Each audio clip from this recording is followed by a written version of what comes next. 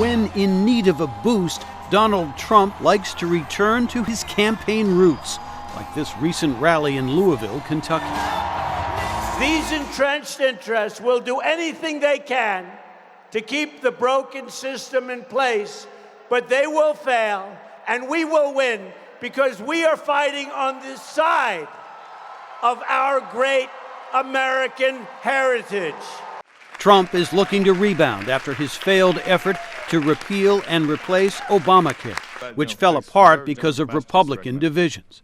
Though still early in his term, it might be time for a policy and strategy reset, says analyst Bill Galston. He has suffered a significant setback.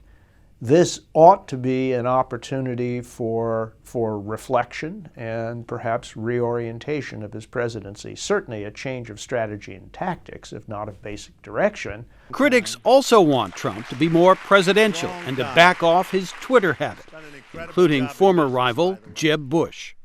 He hasn't shifted to being president in the way that people are used to, and I think that's the problem. Opposition Democrats have been emboldened by Trump's health care setback, including his election opponent, Hillary Clinton. And when this disastrous bill failed, it was a victory for all Americans.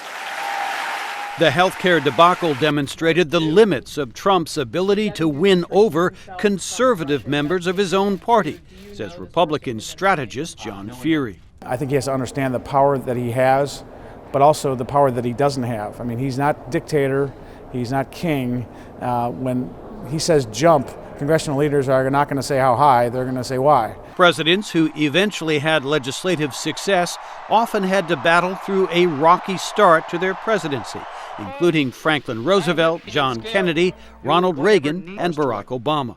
Now the spotlight is on Donald Trump and whether he can learn from his mistakes, says Bill Galston. The question is not whether newly inaugurated presidents are fully equipped for the job, because most of them aren't.